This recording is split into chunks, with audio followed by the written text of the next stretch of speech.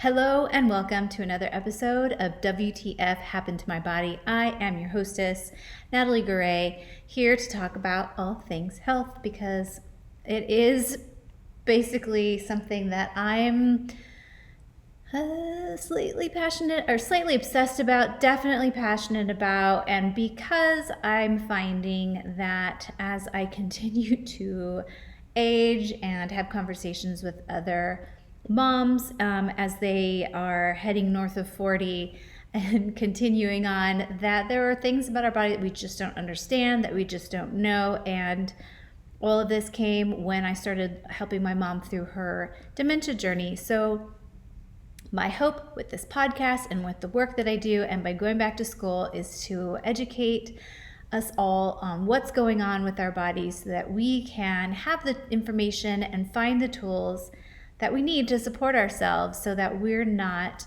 living this shit life feeling like shit, is the scientific terms for it.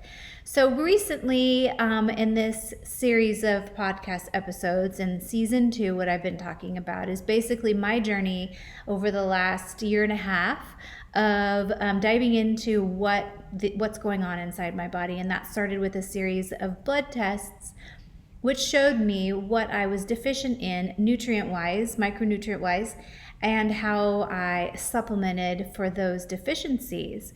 And to me, that was a no-brainer. That just made so much sense that we take a blood test, we find out what we're deficient in, and then we supplement accordingly. And I discovered this when I started working with the functional medicine doctor. But before that, when my mom and my daughter started working with the functional medicine doctor, to me, it was baffling. Why don't we do this? Why are we, why is it hard to get blood tests? Obviously, the insurance companies aren't covering certain blood tests, and they have what they call standard blood labs that they will do, and sometimes it just doesn't show the whole picture. And so anyhow, I decided to work with this functional medicine doctor. And then when I moved to San Diego and started my naturopathic doctor journey, naturopathic doctor journey, which is taking prerequisites before getting into the program, I started going to the clinic at the school where I will be attending. And again, looking deeper into my health, because as I shift, things start to shift. I'm more curious. How do we continue to support this? How do I continue to support myself? Because obviously, it's not one and done. One blood test to show me what I'm deficient in doesn't mean I'm, set for years to come. Things are starting to shift on a regular basis. So I think I started going to the clinic there probably sometime last spring. So it's been over a year. Did a couple blood tests there, started to take some supplements to support my hormone shifts and some other supplements for things that my body was showing I was deficient in. More recently, I have been experiencing some sleeplessness, waking up around the same time each night. Typically, it's around that 2 and 3 o'clock hour. I have noticed some irritability. I also didn't have my period for 3 months, I think it was, 3 or 4 months. So, I know that I'm in the perimenopausal phase. And I keep asking myself, is this the beginning of the end? Am I done with my periods? Is that it? But apparently not, because as soon as I went in to take these blood tests, here it came. And so it was kind of funny. I was like, oh, I'm still a woman. I'm still a young woman. And I'm sure there's a lot to unpack there, but I was surprised a little bit, and also kind of, relieved. And so I went in. I decided to try this Function Health program that Dr. Mark Hyman has created. He's a co-founder of this lab test platform. I love his work. I follow him. I read his books. I have talked about one of his books multiple times called Young Forever, I believe is the title. I always confuse it between Forever Young and Young Forever. Forever Young was my high school graduation song. So I think it was Young Forever, and one of my favorite books. I've read it a few times. I recommend it to everybody. And so he created this blood lab panel, this blood panel platform, essentially making it easier for everybody to get the blood work that they need at a fraction of the cost, because a lot of, like I said, a lot of these blood tests aren't covered by insurance. And so what he says is, $15,000 worth of blood work for $500. It's a yearly membership. Of course, you can start and stop, I think, whenever you want to. You sign up. He sends the blood labs. You make an appointment for your local Quest Diagnostics, and you go in for the first set of biomarkers, and then 10 days later, or less than 10 days later, you go in for the second set. So last week, I went in on Monday and then again on Friday, and of course you have to fast, and then you have to stop taking your supplements a few days beforehand. I couldn't drink coffee that morning, which I usually an early riser. I get up around 6, sometimes earlier. And to have to wait till 9 to have coffee was kind of ridiculously hard. And so that has made me somewhat question my coffee intake, but not to the point yet where I've stopped. And so I went in, and they, took multiple vials of blood on Monday. And then I went again on Friday. I also did a urine test, which I guess I missed. I didn't realize I was going to be doing that.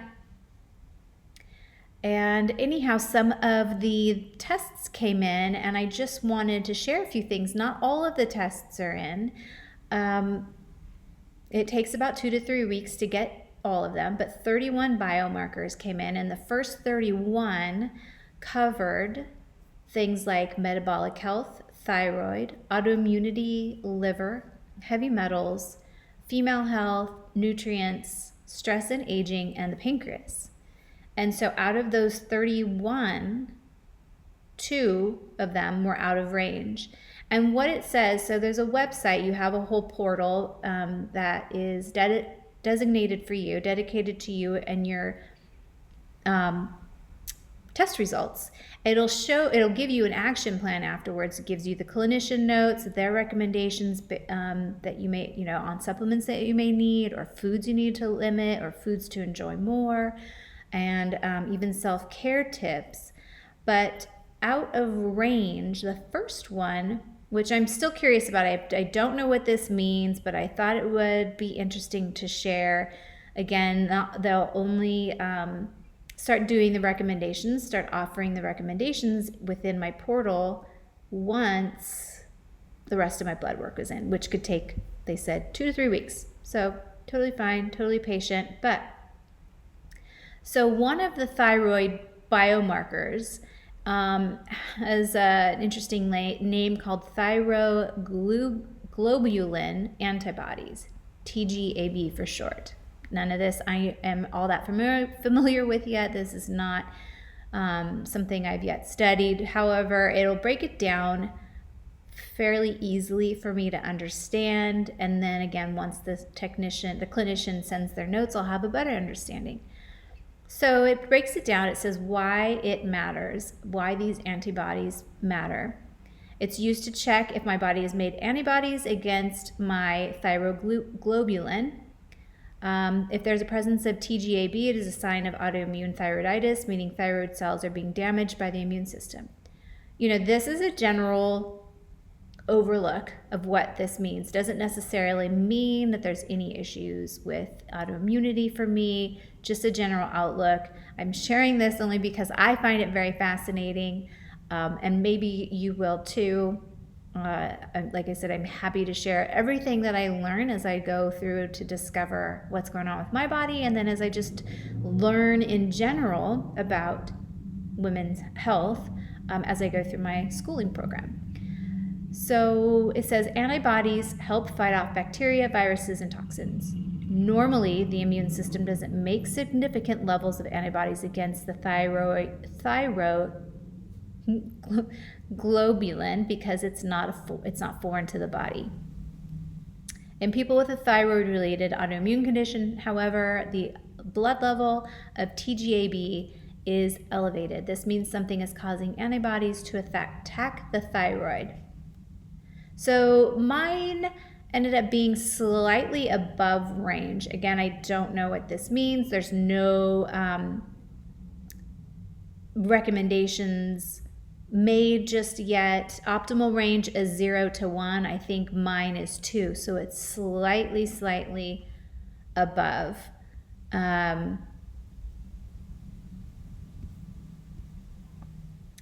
So it could be I could be producing too much or too little hormones. It could be rippling throughout the body, it says, and triggering something else. So, the whole system works together, and I find it fascinating about hormone balances and how all of these environmental toxins could affect the body, how food sensitivities could be the cause of this. It says also nutrient deficiencies, inflammation could be a particular cause for this slight elevation, stress, bacterial illness, or medical conditions, lifestyle, poor diet, or family history. So then it goes on to list things: foods to eat, foods to limit. It will say some herbal supplements. Herbal remedies could be ginseng, licorice, rhodiola, ashwagandha. Multivitamin with zinc could be good, iodine, B complex. Again, a general overview.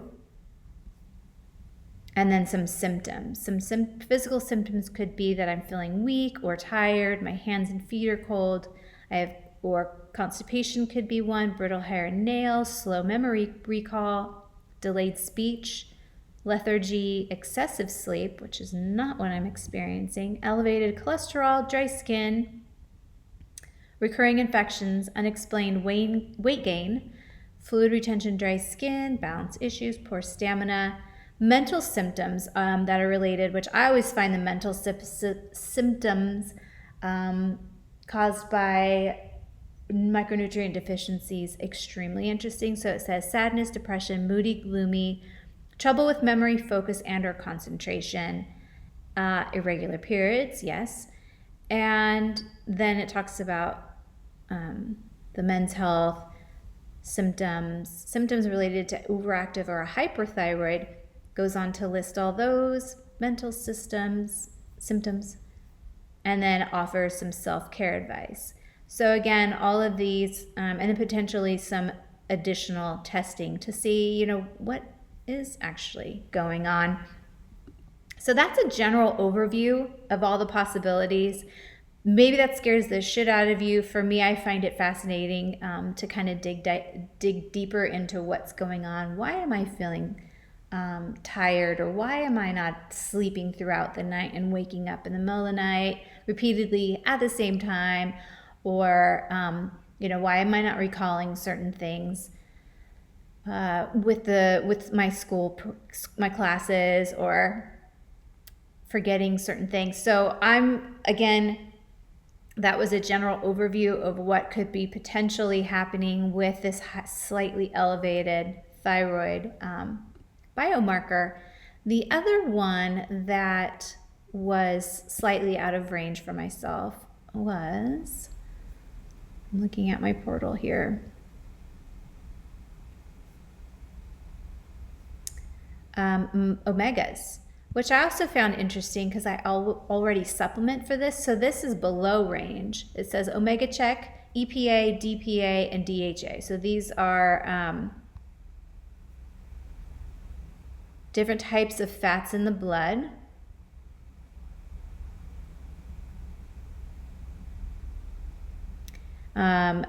Specifically omega-3 fatty acids. So again, it is slightly below range. And it talks about the 3 crucial omega-3 acids that are necessary. It gives a breakdown, offers food suggestions. These are hormones again, so it's not necessarily uncommon that these would be out of range, considering that I am, almost 48 and experiencing hormone shifts as I am perimenopausal and moving toward that menopausal phase. And I'm loving all of the conversations online lately about menopause and how there's more research being dedicated to it, more money being put into research so that women can understand what's going on with their body as they enter these perimenopausal and menopausal phases. There's a great book that I just started reading by Dr. Lisa Mosconi, called The Menopause Brain. And there's a part in it where I was like, that's really fucking fascinating. She says, there has not been a whole lot of study about the menopausal phase for women, obviously, but that when women start to feel symptoms, we typically go to our OBGYN to say what's going on, and they have no idea how to support us because it's not an ovary issue. It's a hormone issue, and it actually is a brain issue, which I found so very fascinating. And so you may have heard me say this before, but my fascination is, of course, with the brain, considering my mom passed from the causes of dementia. And so my extreme passion for this stems from that. Also, diving deep into my health is so that I can either avoid experiencing that or prolong it as long as I can. So, learning more about how menopause comes and begins in the brain and how it affects the rest of the body is very, very fascinating to me. And as women, I've mentioned this before too, we go through so many more hormone shifts from puberty to late teens, 20s, and then again in pregnancy and during pregnancy, post-pregnancy, late 30s, 40s, and again in the 50s and in our 50s. And all of these hormone shifts are the reason why women are experiencing more and more cognitive decline than men. Again, extremely fascinating to me. So as I learn this and as I read Dr. Lisa Mosconi's book, I'll continue to share because I think that the research that she's doing is phenomenal. And I've been looking into how I can, get into some research later on after school or, work with her or whoever it is doing this amazing work for women to support women through these phases, so that we don't have to, look at going into our 40s and 50s and beyond or with dread or fear, knowing that we might lose our mind and lose our, function, cognitive function, body function, all of it, because it all stems from the brain. So those were the two biomarkers that were off. 2 out of 31, I guess I would just assume is great. It looks like a lot of my hormones are in good levels. It's just the omega so far and this one thyroid biomarker. But in the next episode, I should have more information, and I will share that with you. I also am looking forward to having an entire podcast dedicated to metabolic health because it plays a huge role in our cognitive function and our energy throughout the day, and it's very, very, again, very fascinating. So thank you again for joining. If there's somebody that who's experiencing sleepless nights or issues with symptoms that are coming up as she enters her north of 40 phase, send him this podcast episode. Find me on Instagram at Natalie Says WTF. I've created a special wellness hub is what we're calling it, which is going to be dedicated to inviting experts and sharing resources and having these conversations and just being able to really facilitate something that offers you the tools and information that you need so that you can live happy and full of energy and in your right mind. Until next time, my friends.